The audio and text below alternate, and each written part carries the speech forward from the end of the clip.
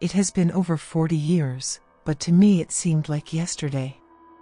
The ruins of the estate have been left as is since no one wishes to enter the grounds that seem cursed and forbidding since that day in late September 1974 when the first flash of flames appeared that would consume the manor in a blaze that many swore came from hell itself. I, for one, do not bend so easily to superstition and folklore, but the evidence is quite compelling that what happened on the grounds on that fateful night was not of this world. Wealth has its privileges, and when I met Wesley Chadwick in Sir Weller Gantry Preparatory School in the 1960s, we were considered the cream of the crop.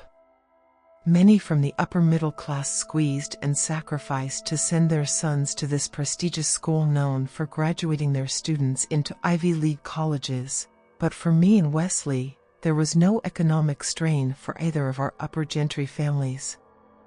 During our first holiday break, I was invited to Chadwick Manor and discovered even though my father lived in luxury, even our wealth and splendor was pale in comparison to what was contained the Chadwick Manor, from the arena-sized dining room with a table that could be set to serve over 100 guests to the swimming pool with the mosaic inlay of the family crest in the bottom, as well as the temperature controls that kept the pool at a consistent comfortable temperature. But with the gilded gold trim of the paneling and the lavish light fixtures with sensors that would splash light in the dark hallway as you moved through it, there was a whispering of a dark secret, a curse that weighed heavy on the entire manor at all times. It hung in the air like an unpleasant aroma, evident in the quick side glances you would receive from the 50 employed staff who knew the curse, the haunting of the manor, because they were the ones who had experienced it firsthand in the dark corners of the manor. There were things said that were said in code so that an outsider would not have a clue about the secrets of Chadwick Manor. Rising from the top of a North Carolinian hill, Chadwick Manor was built in 2 centuries previous when slavery still existed in this scenic land in the Great Smoky Mountains near Asheville, and from first impression it reminded me of something from the pages of Edgar Allan Poe. The gate was wrought iron with spikes to prevent intruders from gaining entrance. Popular trees populated the front yard as you approached on the semicircular driveway that used to accompany horse and buggies when first put to use. Jeremy Crankston. I was greeted warmly by Wesley's mother, Maleficent Elizabeth Channing Chadwick. Please call me Mally. Her face was that of a lady of her age, but many of the valleys had been artfully filled in with makeup applied by one of her servants most likely. Wes is in the drawing room. Follow me. The drawing room seemed like a mile hike through the manor, but when we finally arrived, Wesley was sitting at a computer and upon seeing his mother, quickly switched the screen to a more acceptable website than the one he had just been on. She knew, but pretended she didn't. She did roll her eyes as she left the room. Glad you could join us for the holidays. Wesley leaned back in his chair and pressed a button as a picture of a man and woman engaged in sex splashed across the screen.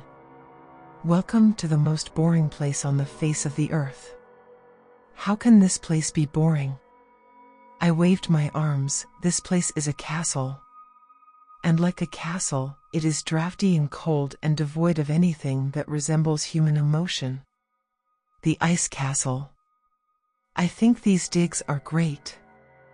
I sat down in the chair next to him. All right. He shook his head. So what do you think of gantry prep, by the way? Seems all right. I nodded. You're not one of those kids from Maryborough, are you? He chuckled. No, not me. My dad is CEO of one of the major distributors on the East Coast. I bragged, something I did not do very often when it came to talking about my old man. There were associates who came over to the house who appeared to be from the other side of the law, but Dad poured them drinks from his wet bar from the game room that opened to our swimming pool.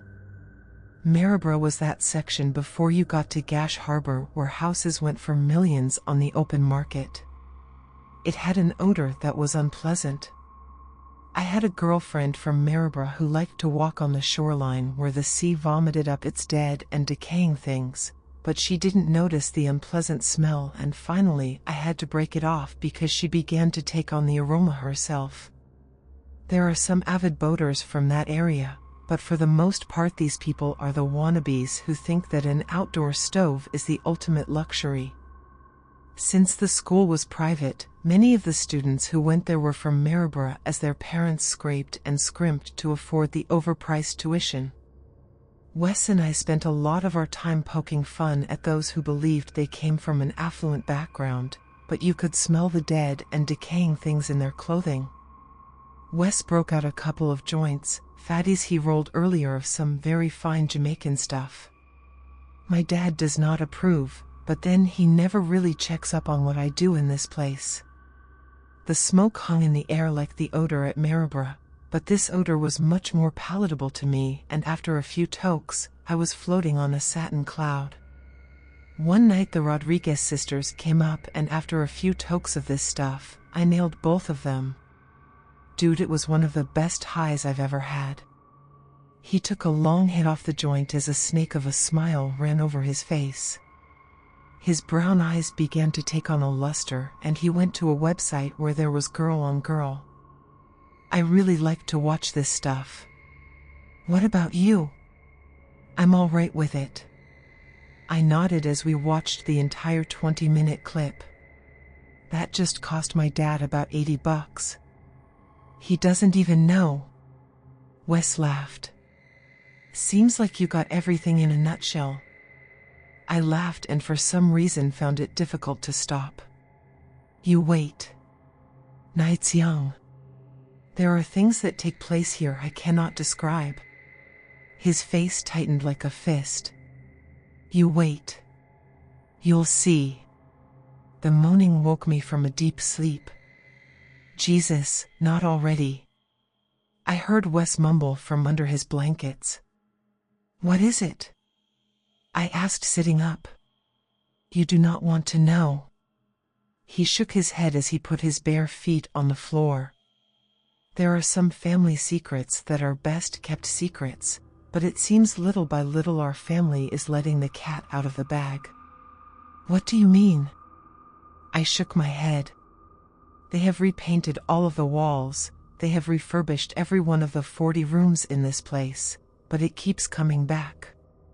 His gaze was elsewhere as he opened the door. Its name is Kelbob. Kelbob? The name felt strange on my own tongue as I repeated it. Yeah. He's awake. Wes opened the door. Where are you going? I asked as I watched him walk into the hall. Someone has to feed it. He scowled sourly. Feed? I was aghast. Sure, Kelbob gets hungry. He leaned back into the room. You do not want to make it angry. He gets angry when it's hungry. The look on his face was beginning to creep me out. Now I will admit that I am not a big fan of horror films, and I certainly had no intention of becoming a character in one, but it seemed that Chadwick Manor had a hungry thing that must be fed, and I was not sure I wanted to witness the feeding. What does Kelbob eat? I asked as I trailed close behind as we walked through the dark hallway. Anything, came the answer from Wes. He began to eat the walls once, but that nearly brought down the second story. That's when I took it upon myself to make sure it was fed. What is it? I asked with my eyes wide. I'm not sure. That's why I call Kelbob in it. He sighed and turned to me. Hey look, if you don't feel up to this, you can go back to the room, no hard feelings. Call me a coward, but when you put it into terms where despite the no hard feelings, you know that there will always be this thing between you and him, and in time it will rub like a sore and make you uncomfortable. It's okay. I swallowed hard. All right, can't say I did not warn you. He grunted as we began to descend down the ornate staircase that led to the foyer. It was weird seeing the house in darkness, knowing that Kelbob was moaning in hunger out there in the dark recesses of the manor. "Why is it on you to feed Kelbob?"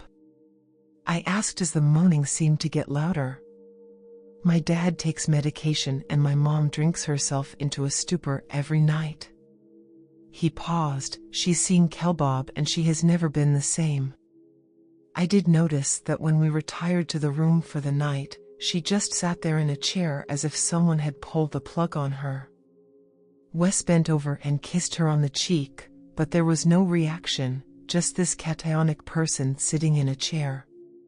She was mumbling something unintelligible. "Both of them don't want to have Kelbob ruin their manor," he said as we walked through the massive industrial kitchen and he stood at the door that led into the basement. He turned to me and said in a whisper, "There will be no turning back. Stay here where it's safer. Once you have seen Kelbob, you will never be the same, that much I can guarantee you." He opened the door and instantly the groans filled my ears. They were groans of agony, as if all the voices who had suffered a violent ending were collectively screaming out in agony. "He is really hungry tonight. I should not have waited so long." Wes sounded almost angry as he walked down the stairs. Unlike the rest of the manor, these steps were made of bare wooden planks and it appeared as if the stairs did not fit in with the rest of the estate. Suddenly the odor nearly knocked me out as it drifted up from the bowels of the basement. Forget dead and decaying, this odor was beyond anything I had ever encountered before. It was the smell of acid on living matter, as if already beginning the raw process of digestion, a chemical reaction changing living matter into an amino acid, peptide bonds that would produce energy to keep on living, but the process created a stench that was unbearable. "Kelbob, what have I told you about eating the walls?" he scolded it. "Walls? The walls were made of solid cement. You knew I'd be here to feed you." Wes still sounded very angry with Kelbob. More groaning. "I know you are hungry." Wes turned on the bare bulb hanging overhead. In the shadow that was playing with the light, I saw a dark shadow on the floor near where Wes was standing. More groaning growing in volume. I don't know what made me brave enough to walk down a few of the rickety steps, but when I did I saw it and I put my hand over my mouth to muffle a scream as there in the floor just a few paces from where Wes was standing was an open mouth in the floor. Surrounding this hideous thing were tentacles that were reaching out, probing, searching for what it was craving, food, nutrition. If Wes took one careless step forward, it appeared he would be dinner for Kelbob. He held the box in his hands. "Kelbob, I brought the box of jewels my mother keeps in her safe upstairs. Is this what you desire?" The groan seemed to rise up from a level so low that it vibrated through me like an electrical shock. "You know how these items are valued." He took in a deep breath. With a twist of a key, he opened the curio and held a few pieces of jewelry in his hands. Slowly one of the tentacles rose up and ran over his hand, which made me shudder in disgust since the tentacle was slimy and slick to the touch, but when it withdrew, the jewelry was no longer in Wes' hand. There was a very powerful stench as the jewelry was dropped into the open maw on the basement floor. "There is more." Wes held out his father's watch. And the same ritual was repeated as Kelbob sent tentacles over Wes' arm to retrieve the watch. In a very smooth movement, once again the watch began to swim in a pool of digestive acid, giving off a sickening metallic odor.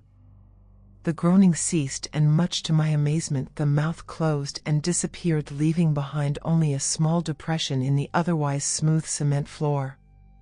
That was Kelbob. Wes sighed. "What?" I could not manage to say anything more. "He came with the house." Wes closed his eyes. "When Kelbob is hungry he will let you know. You fed him valuables and jewelry."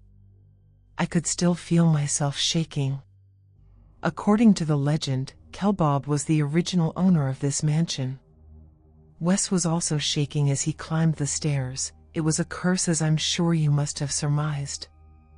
We sat down in the kitchen while Wes brewed some chamomile tea and told the story of Kelbob. Zacharias Kelbob may have provided Charles Dickens the inspiration of Ebenezer Scrooge, but his temperament was much worse, and he immigrated from England and built the Manor with his fortune from a holding company he owned. There in what is now Maryborough lived a woman in the woods named Desiria Tullaha, who everyone knew was a witch. Many of the citizens tried to catch her in the act, but it seemed no one could catch her practicing the dark arts. Zacharias decided to woo her and make her do magic for him. He lavished her with the finest jewelry of the time. But she was not swayed by his grand gestures, and he became angry at her refusal on his advances.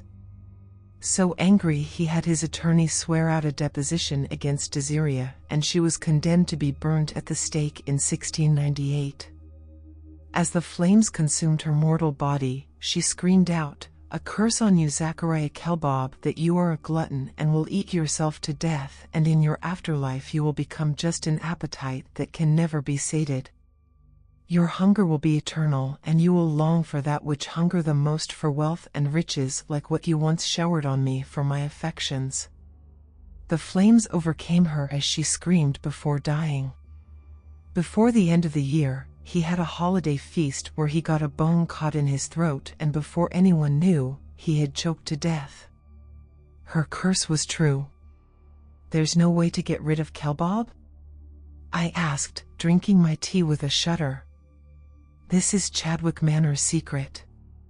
As far as I know, the previous owners also had to deal with a hungry spirit whose appetite will never be sated." Suddenly Wes' mom came walking into the kitchen. Her eyes were as cold as a tombstone, and her face lacked any warmth or color. "Do you need your medicine, Mother?" Wes reached into a cabinet and placed 2 tablets in her hand, which she swallowed robotically without water. "It was Kelbob I heard?" she managed to say. "Yes, Mother." He nodded. "I fed him. I wish he would develop an appetite for other things." She sniffed, and I realized she had started to cry.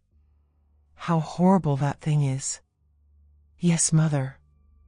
He patted her on her ice-cold hand. "Did you see Kelbob?" She was speaking to me, and I answered, "Yes, I did." "Horrible apparition, but Wes takes care of Kelbob." Her voice was flat. "Come, Mother, let me take you to bed." He grabbed her elbow and walked her to her room. "Wes, I think I need to go home," I said as he left the kitchen. "I understand." He nodded as they reached the stairs. "Help yourself out." He pointed to the silent door. I drove back to my house in the moonless light, trying to get the image of Kelbob out of my head. Wesley was right. Some secrets are best kept secrets for the sanity, where the thin line between the beautiful and profane can razor thin indeed.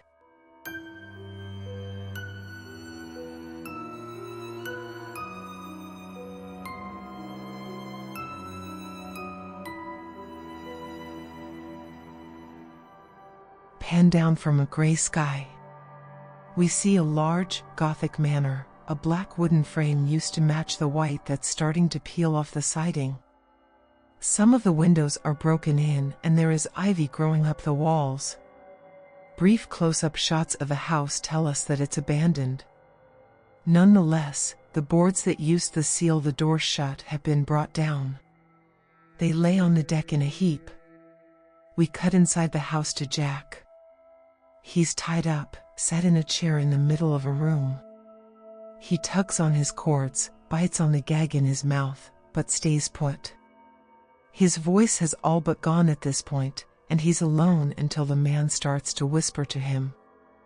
It's a hostless voice. If you didn't know any better, you would think it is the wind calling to reassure Jack. "It will all be okay," says the wind, until you realize it's a man's voice, gruff and angry. You will never leave. Its hushed tones fill the room.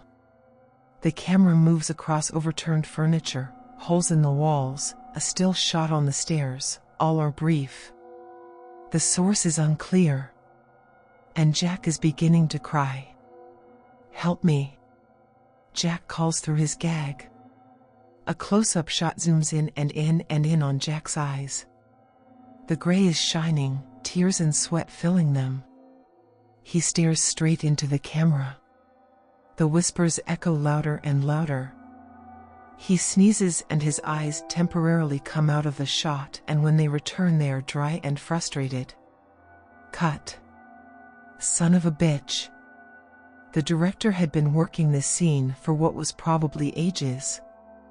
He wanted to see Jack's eyes roll back in his head and the whispers crescendo into a single voice. But Jack was allergic to the blood dye the makeup team put on the gag. Stephen is that actor's real name, but we will use Jack so you don't get confused. He's the one we have to follow through to the dreadful conclusion of this tale, and his method acting doesn't let him be anyone other than Jack for the next few weeks. Remember his real name, but I will still call him Jack. The studio had really given the director the shaft when they hired Jack. This was not an art house, indie flick. This is horror, gaudy and bizarre and ridiculous, but really horrible. Jack was not suited for this. He had a familiar face and quite a knack for sinking into the skin of his characters, but he asked far too often what his motivation was and could never figure out how to just be scared. "Look, I'm sorry, but you gotta find something else," Jack complained as he pulled down the gag to his neck. "No, damn it, this is all we have and you've gotta deal with it." The director was rising from his chair as he spoke, then moved towards his actor as he continued to berate him. "This is not your movie, Stephen. Don't call me that. I need you to help me stay in character." The director's frustration got the best of him. He kicked an overturned ottoman into the fireplace, and one of the producers told me that was when they called for break. Jack didn't like the director either, but he was trying. He spoke to Vanity Fair and said that he wanted to delve into the mainstream and show them art. Obviously the money is better, but come on, the world's great art has been battered and abused. No one reads novels or goes to art museums, instead they consume their art in the theater. And they've been served drivel dressed in visual effects for far too long. Jack and this new film Whispering Walls were going to bring back cinema. The crew resumed work 5 minutes later. Jack is crying. We watch the tears leave his eyes and hear his screams. They mix with faint whispers. A wide shot shows him hunch over and yank on his binds. Shadows creep down the stairs and threaten to consume Jack. We see the ropes finally break. Jack crashes to the floor and immediately stands. He looks around the room. Another close-up of his eyes show them crying as he is studying the whispering walls. The director was not in his chair. He was at home. The camera was in a case somewhere, probably in a van, maybe hidden in the same studio lot as that big house. He studied shot charts and storyboards while he sipped a small glass of bourbon. He was still shaking the feeling of the Ouija board Jack had brought and made him use. Method should only go so far, he thought. We see the moon through a broken window. A muted scream is heard, but Jack's voice will never leave this house again. He beats on doors that he unlocked earlier. A tracking shot follows him from door to door, then a sprint up the stairs. There is a Ouija board floating in the air, and the only light is blue from the moon. Jack freezes. He stands at the head of the stairs and watches the Ouija board turn over and over. Close-up of the board spinning, out of focus is Jack. When the focus changes, Jack is floating, too. "Stephen, Stephen, you called me." The director hated Jack. He couldn't stand what he brought to a set, but what he couldn't stand more was his attitude. This guy really thought he could change the whole world. Some things don't change because they don't need it. Jack needed to lighten up. He needed to listen. The director thought it best to teach him that lesson when he brought out the Ouija board. The best recollection of the first time the board was pulled out goes something like this. Sometime after filming had wrapped, Jack asked for a moment alone with the director upstairs. By the time they climbed the stairs, they were alone in the house. "I think this is how I can really fear," Jack pointed to the Ouija board on the floor. "Get the hell out of here," the director had said. "I'm not joking." "We need this," Jack said. "We need to correct the course of this film and find our center." The director watched as Jack sat down and set his hand on the glass piece in the center. He stared expectantly at the director when the director had the idea to fake the whole thing. If he moved the magnifying glass around and scared Jack, he would bring out the fear in him and take control of the set. He was right, this is how they fixed it. But he lost control fast. He had grown scared. He left his house to go save Stephen. A swirl of images crossed the screen. Jack crying is the focus as we see a Ouija board and another pair of hands that aren't Jack's on the board. They move and the second pair of hands panics and disappears. The whispers are growing louder as Jack runs downstairs. He is stuck in the house and sits in the chair to try and calm himself. He calls for someone to turn off the effects, but the whispers only get louder. A woman's voice begins to scream. The final image is Jack screaming and a smash cut shows Jack floating. Not even he could act this well. The director's car pulled up to the lot with a screech. Security said that he didn't even shut his door on the way out, but when they found his car abandoned later, the door was closed. He ran to the lot where the house stood and began to cry for his friend. He had to yell because the wind whipped through the cracks in the wood and whistled in the window. "Jack," he called. No avail. He began to run towards the house, and that was when Stephen was ejected out the attic window. He was like a projectile, landed and skid to a halt at the director's feet. He covered his mouth at the blood that left every hole in Stephen's body. Jack was left in that house. Stephen's body lay in the dirt, lifeless. The final shot is a still frame, wide, the living room. Nothing moves. The director bursts into the room and a slow zoom shows that he is not choosing to do so. Violent twitches consume him and he falls flat on the floor. Muffled cries are finally muted by a loud snap and the director's mutilated body is seen in a medium shot on the floor.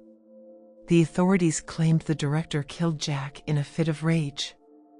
After their last day of shooting, they had an altercation upstairs and the director strangled Jack and dragged his body out in front of the house and beat it. By the time he finished beating it, it was Stephen again.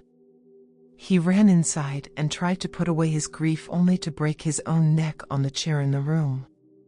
The voice of the woman was never verified. It wasn't explained either, but that was unnecessary. No woman was ever seen at the studio that night. Cameras were not helpful. The case was closed as murder-suicide. The house with broken windows and holes in the wood stands on the lot today. It holds all the secrets of that night, but refuses to tell us any. Instead, the studio cleaned out the bodies and whispering walls was scrapped in favor of Mr. Mengel's Midnight Manor. It was filmed in 28 days and cost less than $25 million.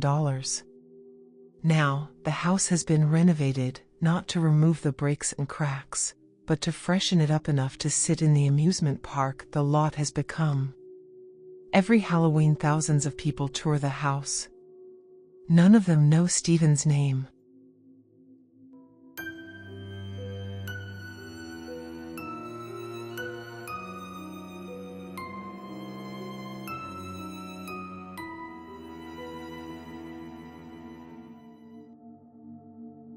I was woken by a sharp crack. a flood of green light and confused scream.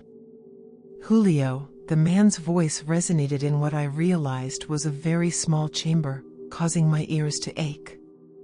My head didn't feel right, like my brain could fall out if I moved my head too fast. The yelling made it worse, and I shut my eyes to stop my brain leaking through the sockets. The man heard himself and brought his voice down to a firm, but quieter, accusatory tone. "Why the hell? How the hell? What are you doing here?" I cautiously opened my eyes. Feeling like my brain was secure, I slowly surveyed our shared box.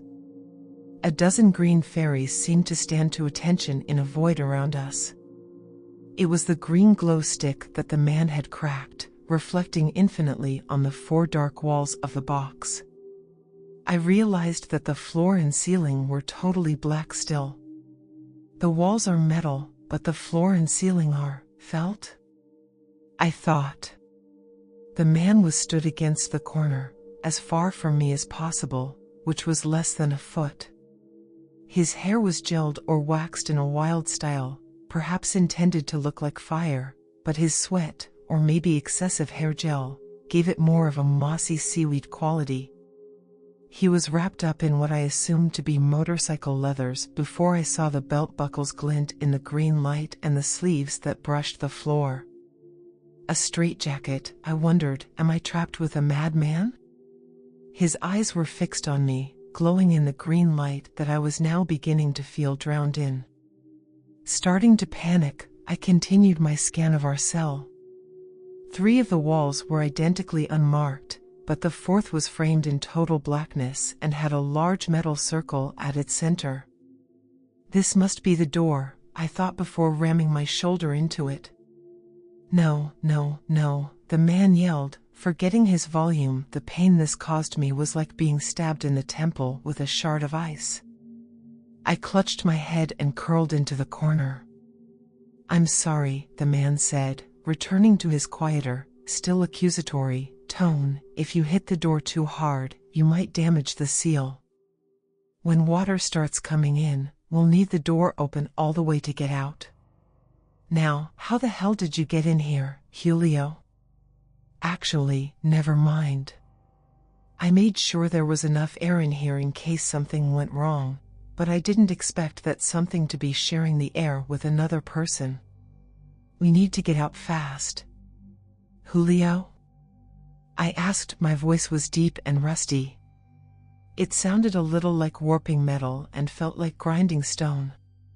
I didn't recognize the name, but then I didn't recognize anything. I had no idea who I was or why I was here. The man had pulled his sleeves up and was pulling at the felt on the ceiling. "Oh man," he said, "this must be Tanya's fault. I told her not to mess with my tricks. You were probably hidden in a secret wall, that's obvious. I guess she wanted you to set off some tacky pyros down here that I would have refused and sent you, dressed as me, in case you were spotted." He'd managed to pull the felt from the ceiling and was holding a silver key that he'd plucked from the roof.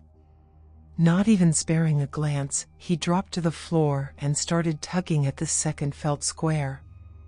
But a compartment that small wouldn't have much air at all, and you must have been in there for the whole setup.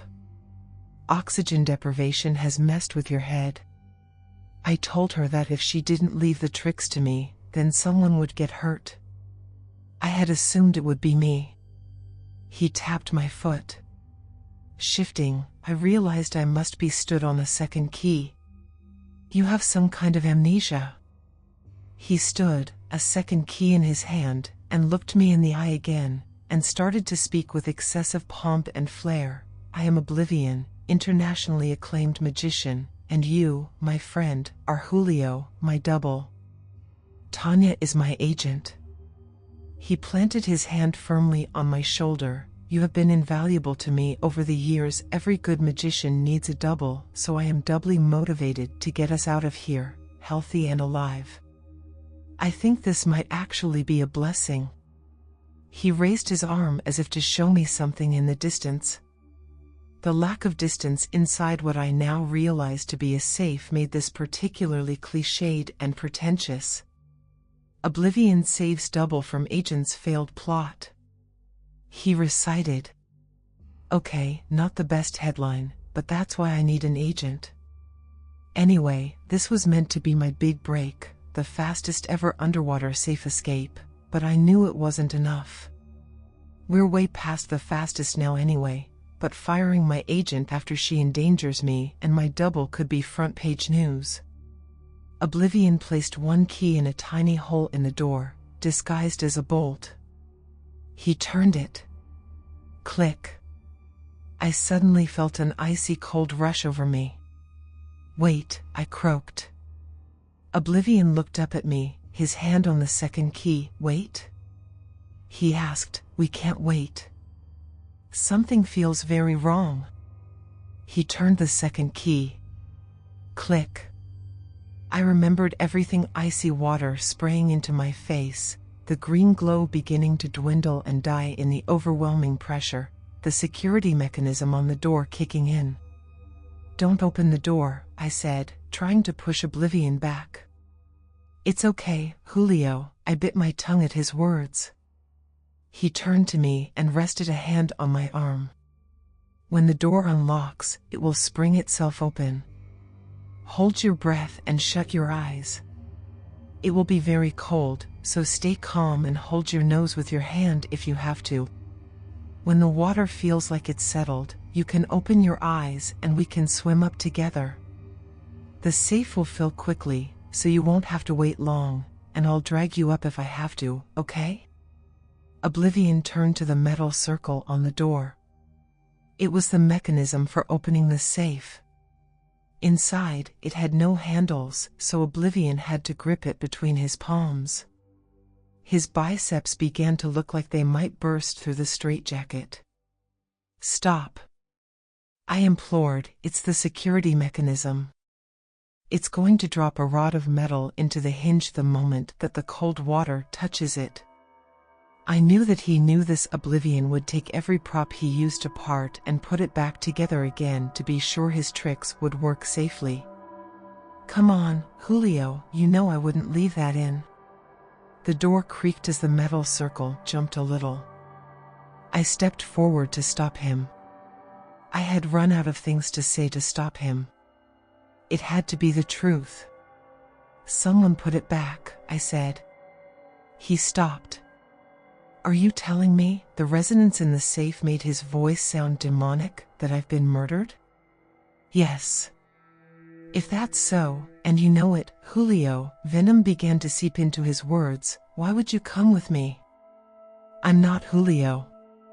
Oblivion turned to me, his hands still on the metal circle. He studied my face. What? You said it yourself. You didn't account for 2 people when you checked there was enough air. He looked back at the door. I could see calculations running through his head. We should be unconscious, he said, quietly. Yes, but we're not. At least, you're not. He continued to stare at the door. I'm not sure if I count as conscious or not, but I think you've worked out why you are. He looked up. Even in the dull green glow, I could see eyes were bloodshot and wet with tears. Is it possible? He asked. It's true, I said, I'm you. The living me, Oblivion, fell to the floor. He rested his back against the door. He smiled. Obviously, I understood, so I sat down and smiled with him. We didn't want a big break for the money. It wasn't for fame or women. Honestly, even a world-famous magician might not earn that much, and cheap tricks in cheap bars can get you women, albeit potentially cheap women. We did it to live forever, to be remembered like Houdini, Mesmer, Rasputin. We were happy to die if it meant we could live in the annals of history. Now we'd been murdered and, to top it off, I was a ghost. Maybe I could only talk to myself, but maybe, if we were really lucky, we might be able to talk to someone else. A journalist, a lawyer, an investigator, someone who could find our murderer. We would be the magician who solved our own murder, the greatest trick of all time, and even though we couldn't write our own story, we could find someone who would, a ghostwriter if you excuse the pun. Oblivion decided to open the door to trigger the security mechanism to make sure that he was murdered, and it didn't look like he passed out too fast to be murdered. I'm guessing he still didn't quite believe he was talking to his own ghost. He did it slowly, however, so that it would lock shut, instead of slightly open. Suffocation seemed less painful than drowning. Having been the one that drowned, I suspected he was right. He passed out less than 20 minutes later. The first 10 minutes or so was good. We discussed the physics, or metaphysics, or paraphysics, I'm not sure if there's a word for it, of what had happened. A Christmas Carol taught us that ghosts can time travel, so long as it's in a way that's poignant to their own life, and I practiced passing through objects while we talked. It was difficult, but I managed to pass my hand through one of the small squares of felt before I watched myself die. It felt pretty good talking to myself. We had a lot in common and shared a few of our favorite memories. It's odd that, despite being the same person, his oxygen-deprived brain started to pick up on things that I really had to work to remember. I'd always told people that I took up magic at university, to pay for pints at the end of the week, but Oblivion reminded me of my uncle at my 5th birthday. He performed a magic show for me and my friends in my back garden. After a bunch of mundane card tricks and making the family cat disappear, his finale was sawing my dad in half. Everyone was a little tired of the same old tricks until Dad began to scream and writhe in the tacky magic box. Mum cried out his name and began to run over, crying, but my uncle had a wicked grin on his face and only sped up. Blood was dripping faster and faster from the box that Dad laid in. A red pool began to build and flow towards my feet. The other children began to cry, but I kept watching in unbridled fascination. This only seemed to spur my uncle on. Finally, his saw jerked as if cutting through the last piece of Dad, then dropped to the floor with a rough, scraping clink. There was a devastating silence, accented with the whimpers of a child, muffled against their father's chest. Then my uncle and Dad burst into laughter. They bellowed out laughter for minutes and minutes. Even as Dad clambered out of half the magic box, fake blood covering his jeans, they could not stop laughing. Mum managed to calm the parents down and even managed to get a little sympathy. She was, of course, a great thespian and masterminded the whole thing. I never really remembered that day, at least not in detail. But Oblivion rattled that off like he was 5 again, boasting about his crazy family in the playground. That was where our love for magic really came from, the clash of fiction and reality in front of our eyes, the joy and the laughter, the raw emotion in the children and their parents. Oblivion was taking more and more deep breaths as he spoke. The story of my uncle was the last coherent thing he said. After that, he was confused. He started to ask who I was and how he got there. He began to think he was imprisoned for scamming people, or that a trick had simply gone wrong. Although this wasn't far from the truth, it was clear that lack of oxygen was causing panic. He began to breathe deeper and deeper, faster and faster. I could see green specks of light reflecting off of his clammy skin. He tried running into the door, but he would just slump against it. He'd forgotten that the security system had locked him in and began whimpering. It sounded like he was trying to call for help, but he didn't have the strength to make a noise. Finally, his eyes shut, and rhythmic pumping of his chest began to wither. As silence finally fell on my life, I began to wonder. I had drowned. It was 20 horrific seconds. You don't get dropped underwater in a locked safe without looking up what happens when you drown. It had felt like my lungs were being simultaneously frozen and torn apart, but it only lasted 20 seconds. I had just watched myself fall into a crazed panic, and I wondered if I'd made the right call to let the door shut. At that moment, I guess I died, because the memory of the last hour snapped into my mind from his perspective. It felt like a flash grenade had gone off in the safe. It turns out that worse than drowning or suffocating is both. Passing through the wall of a safe is much harder than passing through felt. I didn't get very far before I started to feel the safe tremor. I worried that I was moving on remarkably, word hadn't crossed my mind until now, but this concern was superseded by the fear that no one would hear my story. After about a minute, clinging to my dead body in an attempt to anchor myself to this plane of existence, there was a high-pitched grinding noise coming from the door.